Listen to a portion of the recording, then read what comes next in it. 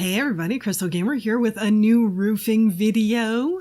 So this house that we're looking at is one that was built by Simmer Kenzie on Twitter, and her EA ID, if anyone is interested in downloading this, it's on the gallery, and it's Queen Elsa, which I think is great because I love Frozen. But nonetheless, this is actually kind of a work in progress. I'm not sure, she didn't do the landscaping and stuff on it, so I think she's still in progress on it. But she was having trouble with the roofing, and so I helped her out a bit. And I thought since she was having trouble with it, that there's a good chance other people might have trouble with this type of build and the roofing for it. So I thought I would do a quick roofing video for you guys. So here is the build. This is what we're looking at. So it's very interesting, right? There's a lot of different shapes and everything. I can see where this can be a problem. So we're going to go to our roofs and we're going to take care of this pretty easily. There's a couple of different ways to do this. There actually, when it comes to roofing, there's always multiple ways, to be honest with you, to do it. But we're going to go a very easy way first. We're going to do a gabled roof first for pretty much the entire thing. And then I'm going to show you a couple of alternatives. So, okay, I'm going to do this big section first. And this is usually, you kind of want to start with the bigger sections. It's easier, I think. I'm going to take that down a little bit, maybe. Yeah, that looks pretty good. Okay, I'm going to take the next one, rotate it, throw it here, and put it in the front. So this, so far, very easy, right? We're just getting these main pieces on, and it's pretty easy. That looks pretty good like that. Now we're going to need another piece here. And the eave problems that you might be noticing that are happening, like right here, for instance, we're going to take care of in a few. We're just going to put our main pieces on first, and then we're going to take care of problems like this in just a little bit.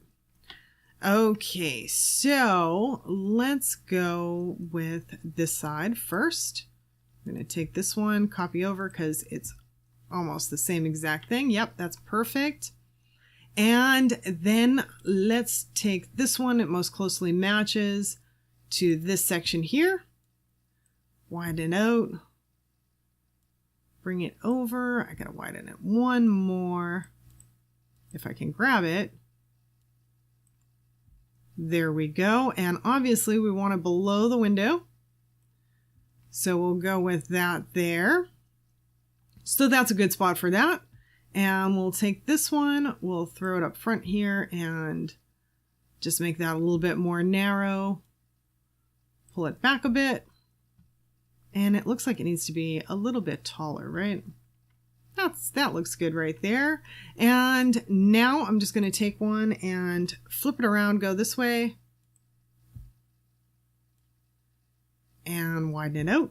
So same kind of process. So this part's all fairly easy so far. Take that down a little bit and obviously bring this one back into it. So we're missing a little section here, so I'm going to take a half gable for this one. Rotate it, get it in over here. I got to bring it back one more. And now my next task is to get it lined up over here with this roof. So there we go. That looks about right. So what I was looking for was this little corner to fill in, right? Because when it was too low, I don't know if you guys can see that, but there's a little corner there and I didn't want that. So I want to make sure it's the same height and it matches. And so these two merge together very nicely. Now I've got a little bit of a eave going into here. I'm just going to hold down shift and grab the little funky looking arrow and pull it back and get rid of that little eave. Now this piece can be copied over here and we can put that like so. And same thing here. I'm going to take shift, grab the funky arrow, pull it back. And now on this side, I'm going to pull it out because I want an eave on that side. Now I'm just going to copy this and do the same thing on this end. Just drag this out. And on this one, I want eaves on both sides. So I'm just pulling them in and bringing them out, and we get eaves on both sides. Now we see we've got a little problem there. So I got to take the shift and pull it back. And we've got a little eave out there. Do we want more? That's kind of personal preference. Whoops, I ended up with it on both sides. I didn't mean that. There we go. Pull that back. Some eave out there. So that's all looking pretty good, except we have a couple of funny eave problems that we don't like, right? So we don't want that stuff. I'm going to quickly color this to better match just because I'm weird that way. There we go. That makes me happier, and it needs some roof trim before we go anywhere else. There we go. I have to have everything kind of like finished looking, otherwise it drives me nuts. Okay, so it's a little OCD thing, I guess, or something. But nonetheless, I'm going to color this here too so that matches. So that all, it all, you can leave it like this and it looks pretty good as long as you don't notice these. So these are super easy to fix. All we do is we draw back on this to about here, and then we copy it and just put it behind it, and then pull the eaves up. Make sure it's not hanging over on this side. Bring it back a little bit, and that's perfect. Now we've got a little bit of a gap in here. You can decide if you want to bring this out a little bit, which gives you a little corner here, or if you pull this back and then bring this one out and pull the eave back, it looks like that. This to me is probably the best look. So just to repeat that, I pulled out on this big arrow to the point you could see exactly where it's matching up underneath, right? And then I pulled the eave back on it, because if the eave's out on it, you're going to get too much of it, right? So I pull the eave back on it, and that gives you this kind of line. So there's a couple of different ways you can do it. If I pull it back and bring the eave out, I've got just a little tiny bit of a gap there, and you may or may not like that look. You know, so it's really going to depend on personal preference a bit, which way you want to do this stuff. So, okay, so that's that one, and same thing there, and see, I've got it there as well. I think I don't want that in this build. I think I'm going to go with that and live with this slight little overhang here. Now, one of the things that I can do for this overhang, by the way, is I can take this eave back and basically do the same thing. So it's the same process, right? So I'm just going to pull this back, copy it, bring it over here, and now I'm just going to lift this eave up. Boom. And this is probably the corner that I do the most right here, is I will have this kind of line, because this is, I feel like it's like the least overlapping, but it's, again, that part's personal preference, whatever you prefer. And so we're going to do the same exact thing that we just did on the other side. I'm going to bring this back, copy it, put it over here, pull back on the eave. And now I've got a little gap there, so I'm going to go forward with this one, and I'm going to do the same thing that I did on the opposite side here. I'm going to pull back, copy it, bring the eave up, and there's my line now. So I like that line. And so obviously here I have to fix, because I want the eave going out in the front. So just pull that there, and we're perfect. So that is one way of doing it. Whoops, I pulled the eave on both sides. Got to look all around, make sure you didn't do that. So always remember to hold shift with the funky arrow button to move one at a time. And double check them, because you can miss them like that, you know.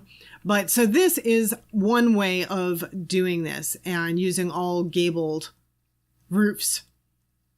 Now you can do this with hipped roofs too. One of the areas that I think is very good for a hipped roof in this situation is this corner. So let me show you what I'm talking about. I'm going to take this corner off. And I'm going to take a half hipped roof right here, and I'm going to put it up top, facing in this direction. Let's widen it out. We'll get some eaves on it. We'll pull it here. Now, this is not bad, except for the fact that if we have rain, it's going to come in and like rain towards the house, which you don't want to do. So this is a neat little thing. Just drag this and pull it in. I'll lower it a bit and drag it and pull it in some more until you get to the point where the corner is meeting. And you can take that down a little bit so that it better matches over here. If I drag this all the way, it should be a perfect match now. And it is, which is great. But I'm going to leave this part open, you know, and then I'm going to take this and color this, and that's a very, very nice corner on a house. A great way to do this type of corner so that it blends in very nicely with the rest of the house. So you can do, like I say, there's so many different ways that you can do this stuff. You could throw a half-hipped roof here. You can throw a half-hipped roof here. I actually like this look. If we have, actually, I'll just pull this one, make my life easier because it's hard to get the trim and stuff on it. I actually like the look of this side with the half-hipped on it. There we go.